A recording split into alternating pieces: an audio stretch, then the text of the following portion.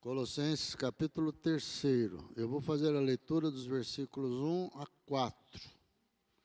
1 a 4. Colossenses 3, de 1 a 4. Diz assim a palavra: Portanto, se vocês foram ressuscitados juntamente com Cristo, busquem as coisas lá do alto, onde Cristo vive, assentado à direita de Deus. Pensem nas coisas lá do alto, e não nas que são aqui da terra, porque vocês morreram, e a vida de vocês está oculta juntamente com Cristo em Deus. Quando Cristo, que é a vida de vocês, se manifestar, então vocês também serão manifestados com Ele em glória. Irmãos, eu gostaria, baseado nesse texto, conversar com vocês nessa manhã a respeito dos sinais de uma conversão verdadeira. Sinais de uma conversão verdadeira. Nós que temos acompanhado todos os domingos o estudo referente aqui a Colossenses, nós vimos no capítulo 1, no capítulo 2, o apóstolo Paulo muito preocupado com a vida espiritual dos irmãos lá de Colossos, da igreja de Colossos, né? Logicamente, ele estava preocupado com a firmeza deles, espiritual deles, mas ele estava especialmente preocupado porque estava entrando na igreja naquela época, algumas heresias que eram danosas para o evangelho, elas deturpavam o evangelho, né?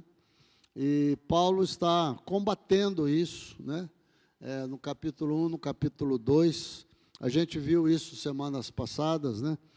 Agora, no capítulo 3, o apóstolo Paulo passa então a relatar as evidências de uma conversão verdadeira, né? Então, ele começa a tratar lá com os colossenses a respeito do que seria uma conversão verdadeira, e eu gostaria de conversar com vocês sobre isso hoje. Paulo deixa bem claro para a gente que não existe uma cura material para um mal espiritual. Se a gente tem um problema espiritual, nós não podemos tentar resolver isso de uma maneira material, né? Nós jamais vamos conseguir resolver os problemas espirituais fazendo sofrer a carne, né? Não é desse jeito que a gente resolve, né? Somente Jesus é a resposta. Somente Jesus é que tem a solução para os males do nosso coração, para os males da nossa vida.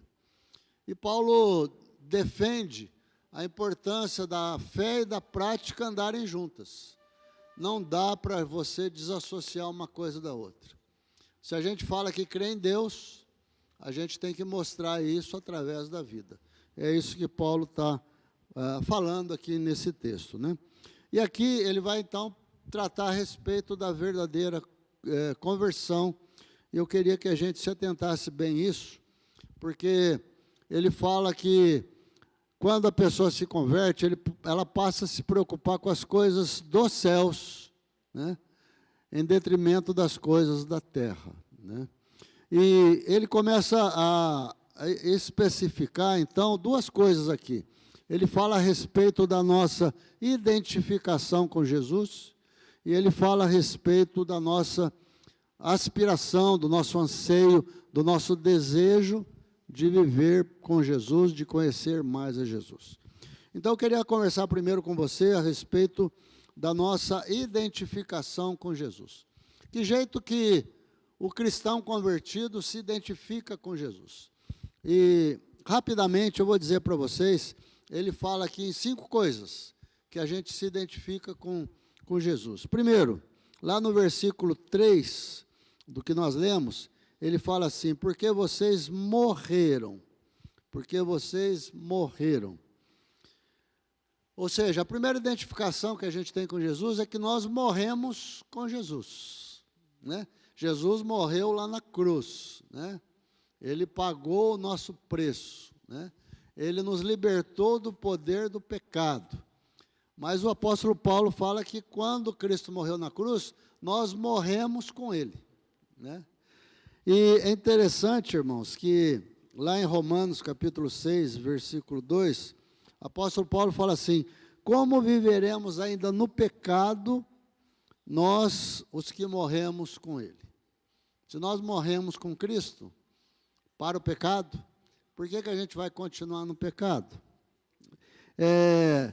Quando a gente aceita Jesus, quando a gente reconhece Jesus como nosso Senhor, nosso Salvador, o apóstolo Paulo traz essa figura para a gente, essa identificação com Cristo. Cristo morreu na cruz, nós também morremos. Morremos para quê? Para o pecado, para o pecado. O pecado não tem mais domínio sobre a nossa vida, né? Nós temos toda a condição, toda a força, toda a disposição de vencer o pecado, né? Há na vida do novo convertido uma nova disposição, uma nova vida, novos propósitos. Tudo se fez novo quando a gente aceitou Jesus. Então, a velha vida, nós morremos para ela. Nós morremos para a velha vida, né? Então, esse é o primeiro aspecto que a gente se identifica com Jesus. O segundo aspecto está lá no versículo 4. Quando Cristo, que é a vida de vocês, se manifestar.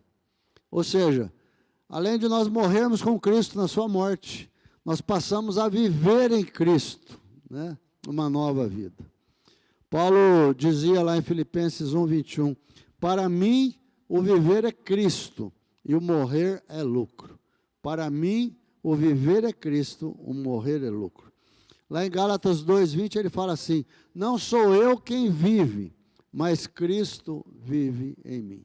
Não sou eu quem vive, mas Cristo que vive em mim. Irmãos, existem muitas coisas boas no mundo. Muitas delas trazem alegria para o nosso coração, a gente se alegra com isso. A gente enfrenta isso na nossa vida sempre, a gente usufrui delas. Mas a maior alegria para o cristão é a vida com Jesus. Jesus é a nossa maior alegria, né? Ele domina a nossa vida, Ele controla a nossa vida, Ele faz parte da nossa vida. Nós passamos a viver completamente para Jesus. E a nossa alma, o nosso ser, se sente totalmente satisfeito na presença de Jesus. Não há mais necessidade da gente voltar para a velha vida, para trazer para o nosso coração alegrias da velha vida. Terceiro lugar, outra identificação com Cristo, está lá no versículo 1. Portanto, vocês foram ressuscitados juntamente com Cristo. Ou seja, em Cristo, nós fomos ressuscitados, né? A palavra diz que nós estávamos mortos nos nossos delitos e pecados, mas nós ressuscitamos com Cristo. Ou seja, o que o apóstolo Paulo está querendo dizer aqui? Que apesar de muita gente estar viva, ela continua vivendo na sepultura. Ela não está viva, né? Porque o viver é Cristo. Muitas pessoas no mundo vivem nessa situação. Mas quando nós cremos em Jesus, quando nós recebemos a Jesus, Ele nos tira dessa situação, Ele nos tira da sepultura e Ele nos leva para lugares celestiais. Você começa a viver uma nova situação, você começa a enxergar coisas que você não enxergava antes. Só quem tem Jesus começa a usufruir dessas bênçãos. Isso não é um talvez, isso é uma certeza. É um fato que já foi consumado, porque Jesus deu para a gente isso lá na cruz. Em quarto lugar, Jesus também fala lá no versículo 3, assim, ó, porque vocês morreram e a vida de vocês está oculta juntamente com Cristo. Ou seja, nós estamos escondidos com Jesus. Isso é interessante, irmãos. Nós estamos no mundo, nós vivemos no mundo, mas nós não pertencemos mais ao mundo. Nós somos hoje de Cristo. A nossa pátria é no céu. Estamos aqui, mas a fonte de água viva para nós é Jesus. E nós conseguimos prosseguir nessa jornada, nessa caminhada que nós vivemos, por causa de Jesus. Porque Ele nos supre com a fonte da água viva que Ele é para a nossa vida.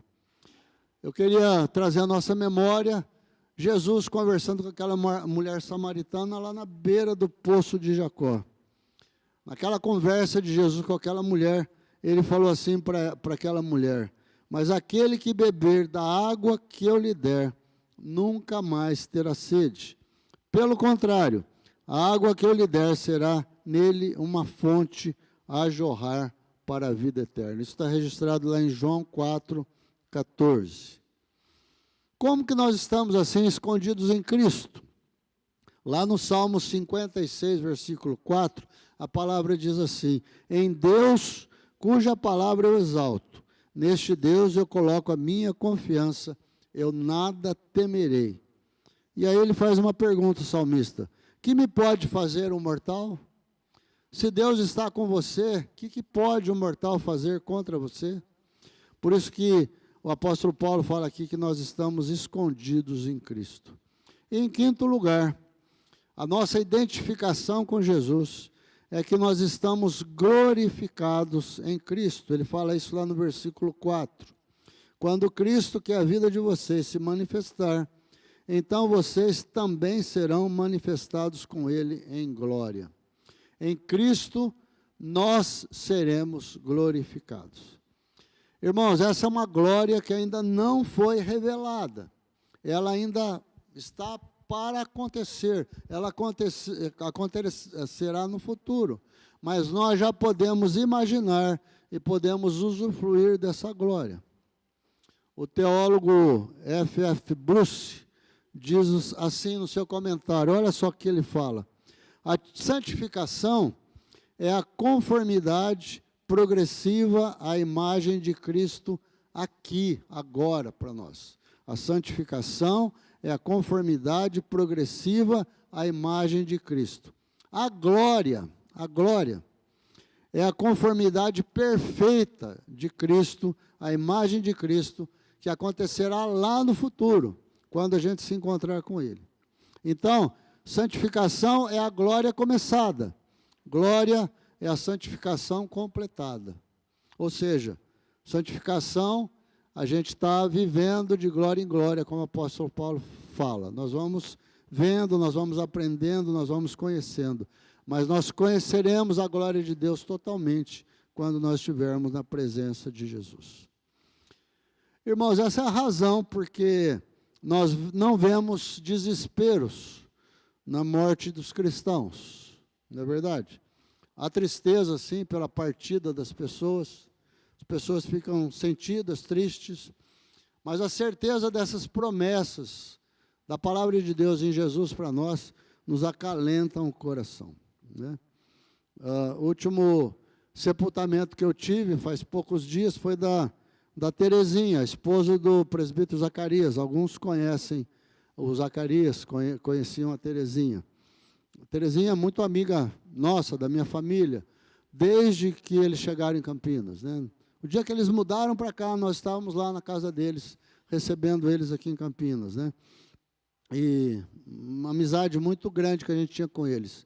Lá no sepultamento estava lá o presbítero Zacarias, estava lá as 3 filhas deles, e havia tristeza, sim, mas não havia desespero, não havia choro desesperado, não havia nada disso. Por quê? Porque a nossa esperança está nas promessas de Jesus para a nossa vida.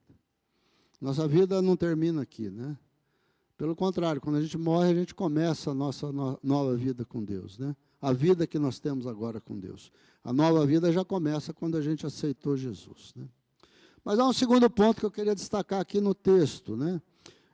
Eu falei da identificação com Cristo. Agora eu queria falar que os convertidos têm aspiração, vontade, desejo de viver junto com Cristo, né? E os convertidos, então, buscam muito mais as glórias de Cristo do que as glórias deste mundo, né? E o verbo aqui que o texto fala, busquem as coisas lá do alto. Busquem. Em outra versão fala, buscai as coisas lá do alto. O verbo buscar aqui, né, ele traz uma ideia lá no original grego, né, para a gente de uma coisa contínua, de uma coisa habitual, de uma coisa permanente, de uma coisa perseverante. Esse buscar na vida do cristão é uma coisa de todo dia, de toda hora, de todo tempo. Não é simplesmente buscar para a gente encontrar alguma coisa, mas é uma busca para a gente possuir, para a gente ter. Então, quando a gente fala em buscar as coisas lá do alto, a gente precisa pensar desse jeito. Eu preciso buscar para ter na minha vida, para fazer parte da minha vida. Mateus 6,33 diz bem a extensão disso, né? Busquem em primeiro lugar o reino de Deus e a sua justiça, e todas estas coisas vos serão acrescentadas. Irmãos, alguém disse o seguinte, que uma pessoa convertida, ela tem saudade do céu, sem nunca ter estado lá. Olha só, a pessoa tem saudade do céu, sem nunca ter estado lá. Por quê? Porque o céu é o nosso lar. É o nosso lar, é a nossa casa. É a casa do Pai, né? Por isso que a gente tem esse anseio, essa vontade, esse desejo de estar lá na casa do Pai. Porque é a nossa casa também, né? É a nossa casa. Por último, eu queria dizer para vocês que os convertidos pensam mais nas coisas do céu do que nas coisas aqui da terra. E as coisas do céu devem inspirar e controlar a vida de cada cristão. Tudo que nós vivemos, tudo que nós pensamos, isso tem que trazer para o nosso coração. A gente tem que viver dessa forma. Nossos pés estão aqui na terra, mas a nossa mente, a nossa cabeça está nos céus. Nós precisamos, como Jesus falou, continuar ajuntando os nossos tesouros lá no céu, não aqui na terra, né? Aqui corrompe, estraga, os ladrões roubam, mas lá no céu não. É um tesouro que ajuntamos para a vida eterna. Por isso, nós cristãos devemos ter muito firmes as palavras de Filipenses capítulo 4, versículo 6. É um alvo de todo cristão verdadeiro. Diz o seguinte: finalmente, irmãos, tudo que é verdadeiro, tudo que é respeitável, tudo que é justo, tudo que é puro, tudo que é amável, tudo que é de boa fama, se alguma virtude há e se algum louvor existe, seja isso que ocupe o pensamento de vocês. Eu imagino que esse versículo devia estar lá na cabeceira da nossa cama.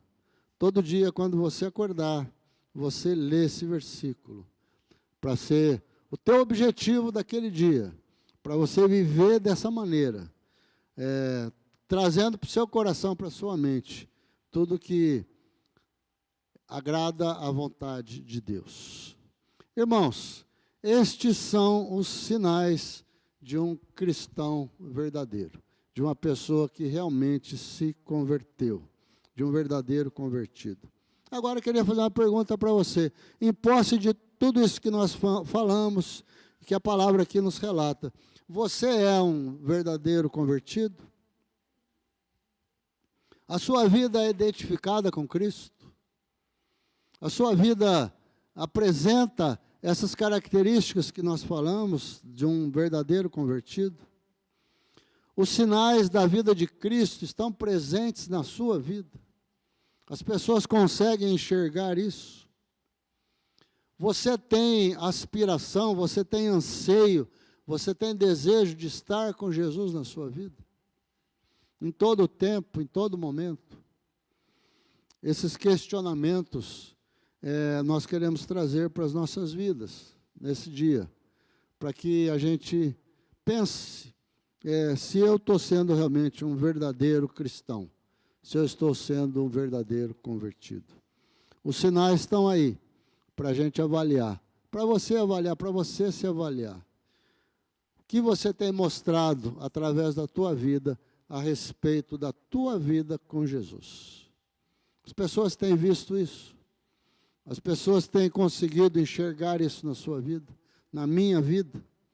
É um questionamento que nós precisamos fazer, e sempre nós precisamos fazer isso. Nós precisamos andar em conformidade com a vontade de Deus.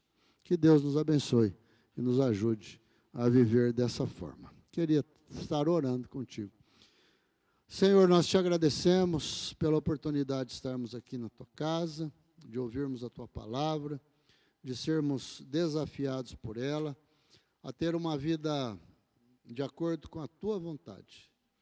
O Senhor veio nos ensinar como viver de tal maneira que a nossa vida agrade a Deus, porque o Senhor, em todas as suas ações, em todos os seus atos, em todo o seu proceder, o Senhor andou agradando ao Senhor. E o Senhor nos mostrou como fazer isso. Ó Pai, nós desejamos mais e mais do Senhor. Nós desejamos mais e mais andar na tua presença e fazer a tua vontade e buscar as coisas lá do alto, as coisas do Senhor para a nossa vida. Nos ajude, Senhor, a afastar da nossa vida aquilo que não glorifica o teu nome, mas somente aquilo que traz bênçãos para as nossas vidas e para a vida dos nossos irmãos. Nós te agradecemos, nós te glorificamos, nós te bendizemos, em nome de Jesus. Amém.